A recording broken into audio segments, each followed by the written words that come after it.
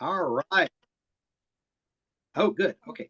So we are here with Willa R. Finnegan, and we're going to do a quick little interview. Just appreciate Willa for joining us for this. Willa's been joined with her mother because she is a minor. That's actually part of her story. So it's part of what we're all excited about. Um, but we'll go ahead and get started. And I've given Willa these questions. So hopefully she's prepared with more than just yes or no question, yes or no answers, right? Good. Okay. When you first started writing Snow Curse, that's the name of your book, were you already planning to bring in other worlds like Neverland and Oz, or did that come in later as you're starting to write? I think it's a little bit of both, Cole. I think I knew the direction I wanted to go, the direction I wanted to move in, and I've always loved the originality of those different classics Mhm. because there's such a large part of our culture and shaping kids and the way they think about things. I really wanted to incorporate that in my book for that particular reason, I guess.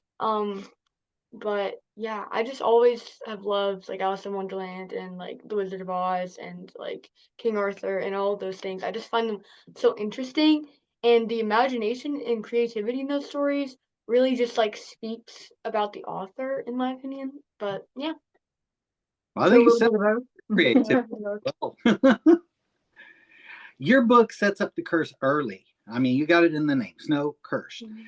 And then it pays off at the end. And that kind of long range setup takes some real planning. It really does. How do you learn to plan ahead in your writing like that? Not every author does I that. I have since after I wrote this book, I adopted outlining and Mhm. plotting stuff out. But really during this book, I like I said for the last question, I knew where I wanted to go. I knew how I wanted the story to end. No spoilers there. But anyway, I just knew what I wanted to do moving forward, Mhm. and I knew that the curse was very central to the story, and Mhm. I knew that it had to pay off, or otherwise I don't know, it just wouldn't feel right to me, I guess. Yeah. Well, I'm not going to put out any spoilers either, but I'll tell you what, Mhm. when you got to the end, I got it. I got it. I got it from the beginning all the way to the end. Now you reimagined Snow White's world in a really fresh, diverse way. Has anybody compared what you did to things like Shrek or something else as modern fairy tale telling? They mention modern fairy tale retellings a lot, but I don't think if my book has ever been directly compared to something else, honestly. But just I don't know, If can you you think had of to anything? if you had to compare it to something more modern, what might you choose to compare it to? Um, I'd say Shrek is a good example. Mhm. Um, Maybe the TV show Once Upon a Time, I think that's what it's Mhm. called. Once Upon a Fairy Tale. Um, Yeah. yeah. Hmm. Okay. But, yeah. I think those are two pretty good options. And also the Land of Stories, I feel like I loved those books when I was younger. So maybe that would be a good comp title, I guess. Okay. All right. Sometimes people like that comparison, and it helps them get Hmm. in mind before they get into it. So I think yours is really unique. So you kind of did your own Thank you. thing there, and I like that about it. Now you've already committed to a sequel. I know you have, and not just because what's in the book, but Mhm. also somebody else talked to you, somebody I know, and they said you've done that. So I'm not spilling any tales here, but are there some other tales or worlds that you're excited to bring in to that tale that you didn't bring in this time? Okay, I'm not gonna go into specifics, but I'm going to list out some of the fairy tales, I guess, Okay. that I'm incorporating into that book. I've also tried to incorporate fairy tales from other cultures too into the Right. second book. Like Right. like I mean I have Jack and the Beanstalk, I have Goldilocks and the Three Bears, Uh-huh. Hansel and Gretel, no spoilers, that's a huge part of the book. Um uh, I've started to, well, I haven't started to, but Mulan is in the book a little bit. She's a character. Hmm. That's from other Okay. cultures, like I said. I have some a little bit of um like Alibaba and Aladdin and that kind of Yes. those kind of tales, I guess. But yeah, those are some of the main ones. Also, Sleeping Beauty gets introduced. So, like, Yeah, I got a little of that in this one. Okay. yeah. I've Mhm. and the Russian one. I'm not going to say the name, but I Yeah. was very impressed by that because not everybody knows about her. So that was good. You Mhm. brought her in there. Yeah. So, Mhm. but Willa, I think Willa that always, started thinking there's so much yeah. depth here you can borrow Thank from. you. Thank you. Yeah. Yeah. Willa would always say to us when she was working on the first book that Mhm. she wanted to leave her readers wanting more. Mhm. And Oh, I think she really did that Yeah. because your sequel is really a continuation of that Yeah. very first Mhm. first novel. So anyway, I no have to know. spoilers. I have to know more. Okay. Um, Are there any stories or worlds you think probably wouldn't fit in the direction that you're taking the series? I mean, you're going so broadly and you're looking at all these possibilities. There's something you've looked at and said, I can't do that. Is there something that doesn't fit at all? Or do you even know? Um, Honestly, like I'm reading Frankenstein right now. I don't know if Mhm. you've like seen that in my like TikTok videos or not, but like so far, like because of like the real worldness, like the magical realism, I guess if you want Yeah. to call it that, like of Frankenstein, I don't think it would be like a good fit just Okay. because like it's set in like the like real world, like our world, if that makes sense. Like Alice in Wonderland, like as an example, like it starts in our world, but it like progresses into like Right. the like Wonderland world. It's like I guess that's my answer. Okay. All right. That's good. All right. I appreciate that. Um, Now, let's talk more about you as a writer. Every writer has areas they want to grow. What's an area of your writing that you personally want to get better at? Honestly, for me, the self-confidence is really hard. And like to know that so many people believe in me is just like an indescribable feeling because it boosts me and it just kind of like I don't know, dissolves my self-doubt, I guess. Mm-hmm. Because like as a 13-year-old, like you feel insecure already. Oh, So like it just kind of like I don't know, it adds on to that like the self-doubt. It's just hard to not doubt yourself at my age, and I feel like I would like thrive more if like I didn't doubt my writing and myself as much. And really, I feel like I compare myself to other more established authors more than I should, but I have to like remind myself that like they've like had a long time to get to that point, and I just need to give myself that same time, I guess. Mhm. Yeah, To grow and to grow. develop. Yeah, grow and Mhm. develop. Yeah. and I think this may help. I hope because you definitely got a fan here. You've got some Mhm. other fans that have told me about you before I read. I had to hear about you and go, okay, this is cool. And then I kept hearing all these great things. And by the way, Mhm. I have 6 children and 5 grandchildren, and Oh, two wow. children live at home, and they're 13 right now. So I have Mhm. twins. So Mhm. I'm experiencing all that all over again. Mhm. So, since we've talked about the age, and that is a big part of your story, if someone your age or in your age group came to you and said, I'm thinking about becoming an author too, what advice would you give them? I would just say go for it because it's such a rewarding thing to do, writing. And really it's very cathartic for me as like a person in general. It's such a good emotional outlet and like there's so much stuff going on in life. Like that's always gonna happen. Like life is just like that. But like to be able to kind of like control stuff in another world that you've created just kind of like makes you more at peace with yourself and like the things that are happening in your life and it just like takes away like I don't know whether that's grief or like illness or whatever it kind of like takes away a little bit I guess but I would just tell like a younger person go for it like there have been like young girls young boys like whoever at my book signings and they've just been like so like supportive of me and they've like come up to me and told me like hey I want to be a writer and I'm just like that's so cool you need to continue because it is such a rewarding thing and really you have to fight for your dreams or else they're never gonna give you anything in return and yeah I guess that's my answer to that question. Okay. I love it. I love it. I really appreciate too, because I did hint that I was writing. I was writing even before I was 18 years old. And at 23, I actually wrote my first novel, and I threw it away because I hated it. Oh no. I found a copy of it, so it's not completely. I know how hard it is, and so it's one of the things that is amazing about your story that I think people love to hear. So don't want to focus on too much, but just keep on telling people to follow those dreams. That's good. Okay. Now here's the fun question. This is always the toughest question you'll get anywhere, but it's the most important question. Is what's a question that you really want people to ask you about your book, but never comes up? Honestly, like I get a lot of messages, like DMs, emails, whatever, about like how did you get to this point? Like how did you get your book published? They really want to know the mechanics of it. And I Mhm. kind of wish they would ask like more about the psychology like behind it. Like I don't know, like how it's an emotional outlet, like how cathartic it is for me, and just like how like my insecurities like Mhm. as an author, like I don't know. Can you add on to that?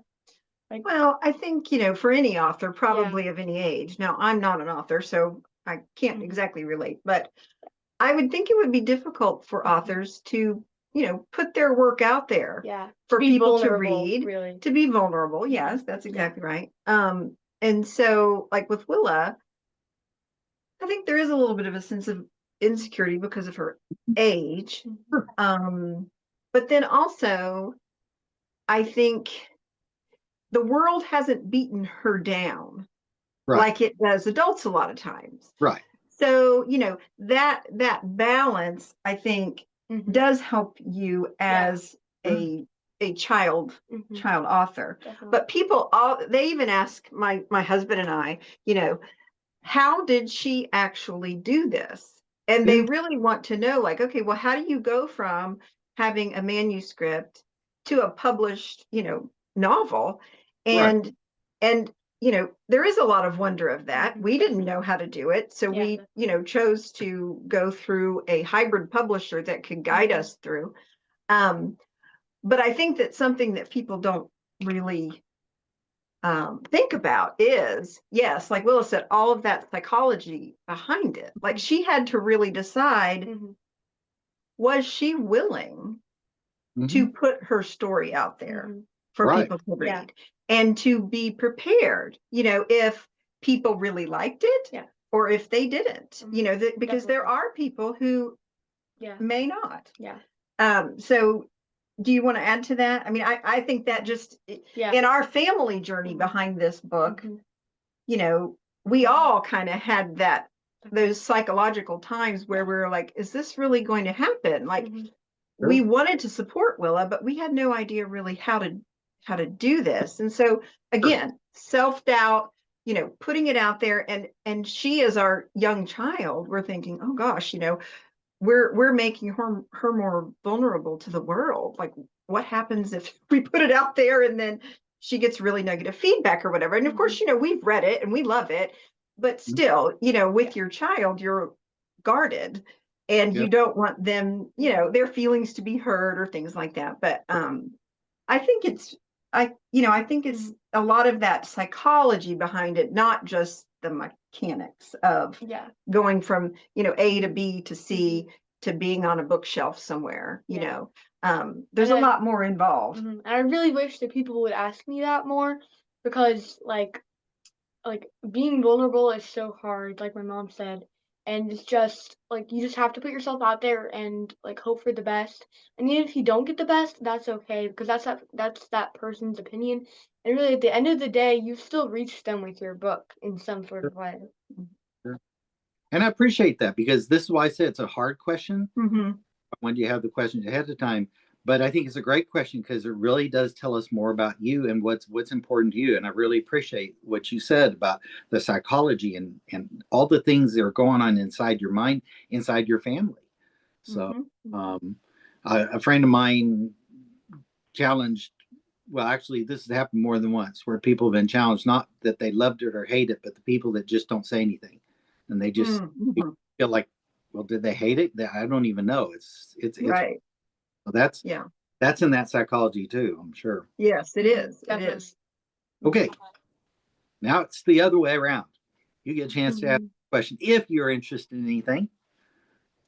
So, did you have? What advice do you have for me, like as a young author? Oh, Like, wow. What? Okay. yeah. See, I get to prepare ahead of time, did I? I'll tell you what, this really isn't for young or old. It's, I'm 62, you're 13. I mean, we're totally the opposite spectrums of human life. And yet at the same time, we have the same needs. You have to have a support system, whether it's going through disease or any other life-changing event. Here's a life-changing event. You just talked about the fact that it changed your family and your whole family was involved. You got to have a support system. I don't care who you are, you got to have a support system. I'm not saying that some people don't do it without that, and more power to them. I'm just saying that it's probably the hardest thing to do when you don't have somebody behind you cheering you on and being that person that's going to say some, even if it's hard things to say. Does that make sense? Yeah. Thank you for that. That makes a lot of sense. I'm glad you have that. Yeah. Also, what was your favorite part of my book? Uh, oh, the favorite part again, Your favorite part. There's so many good things. I think I love the fact that you brought in so much different culture and not just different stories. I'm not going to spoil it for everybody else, but I said the Russian. I love that. I have a history with Russian, and I love the Russian culture. And it's a culture that doesn't get included. That particular character, I saw that name, and I just lit up. I love the way you started it. I knew within that first page I was going to love this story because that introduction, telling you ahead of time what you were going to do with this character, was just amazing to me to see in any author. Okay, not regardless of your age, just the forethought. I know what you're planning on doing here because you did it at the end. And when I got to the end and I saw that you had fulfilled the promise that you set up, I thought this person's got a history in understanding writing. She's read a lot, and she's got a future in writing too. So those are the three things that I think stood out most to me at all. And it was the story, but it was also your journey and what you put into it. And I tell you what, I believe honestly, there's no writer out there that can write without putting themselves in the story. And I saw you in your story, and I really appreciate it. Yeah. I have a quick question. Yes. So if you hadn't known that Willa was a young child author, when you read the book, could you have told that?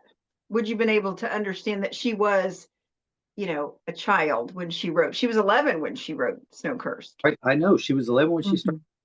And I don't know that I could, because it's very hard to take the knowledge I had. I mean, I had 2 months of people telling me about this book. So I already so much a part of my understanding of the book. I went into it with that understanding. I actually was set to give a little extra grace. Okay, this young person, so we'll forgive certain things. And I didn't see as much of the types of things I was ready to forgive as I expected. Whether you had some great editors or just a very intelligent young woman here or a combination, I couldn't tell. But I really couldn't tell. I probably would have, but I'm a very I am by nature very no, the word's not critical. What am I trying to think of? Analytical and at everything, and sometimes too much. So I probably would have some. Yeah. I'm not sure the average reader will. I hope not. Because I think that shouldn't be the only thing in the story. I think it's a great part of the human interest here, but I don't think that be the only thing you're looking at when you read this story. This story is a lot more than that. Yeah, I think that like a lot of people are intrigued by the fact that Willa is young, but I think that once they get into the writing, that it speaks for itself. And it's not only that she wrote this when she was 11, it's just they're enjoying the story. It's a good story no matter what age the person wrote it. Well, if you saw my book report, you did see the book report, so laughing through the whole book, and I'm not laughing because it's funny. I'm total enjoyment. I'm totally getting into this book. I am enjoying every minute of it. There was nothing in the book that set me off and said, "Oh, okay, that's a 13-year-old kid." No, Yeah. I mean, I just said, "This is a great story. It's fun," Mhm. and it was. It was a Mhm. fun story from the beginning to the end, and I really appreciate it. Yeah. And one thing that you mentioned before about Willa is you said you could kind of tell that she's an avid reader. Yes. Oh, And yeah. And so, a lot of people like at book signing events and things, when they ask us, how did she do this? A lot of times, we do say it started with her being an avid reader. She yes. would read and read and read and read. And when you think about it, when you read that much, and it's mostly been fantasy, I'd say, Yeah. over the years, you're constantly reading good writing. Right. So writing is being modeled to you as the reader. And I just think those two things go hand in hand so much that, Yes. she was reading and reading to the point where then she had ideas of her own. And, and her writing skills just got better and better and better as her reading got better and better and better. I've So, told many people for many, many years, if you ever get writer's block, just sit down in a movie and start mhm, seeing and watch how long it takes you before you start writing a different scene. yeah, Start yeah. incorporating your own characters into that different scene. You have gotten Mhm, writer's block. And mhm, also is a great creativity exercise as well. It's not just right. conquering writer's block. So Mhm. that's Yeah. kind of what I'm hearing you say is that she's reading and suddenly she's getting these ideas. I imagine in the back of that mind there was something like, I would have gone with this. I would have done this Right. character's Mhm, choice instead. Good, mhm, good. yeah. So we Yeah. have something in common there. All right. Yeah. Anything else? I think we're about done. Did you have anything else before we wrap up? Who was your favorite character? In your book, Yes, in my book. Baba Yaga. We hear that a lot. I just because no one has ever put that into a story that I know of, and Mhm, you did portray her in a fun way. You kind of blended her with another fairy tale character in my mind. I felt like, yeah, you know what I'm talking about. Yeah. But there seemed to be, okay, I think this is something of the other person too. And so I just was fascinated by her and everything you did with her. So yeah, that was one of my favorites there. Yeah. We hear that quite a bit, We don't we, do. Willa? Yeah. Yep. Well, I think it's So, great. I think a lot of people don't know that particular character, and so they don't know mhm, when you see her, she's one of the most fresh characters because she is so not well known, and yet uh, Mhm. so anyway. mhm. So thank you for your time. I'm going to stop the recording so we can have a little decompress Okay, here before Yeah. we end the call. Okay. that sounds great. Yeah. Let me see how I can uh, close out the recording here. Let's see. Come on. Come on. There we go. Okay. End recording. Stop recording. All right.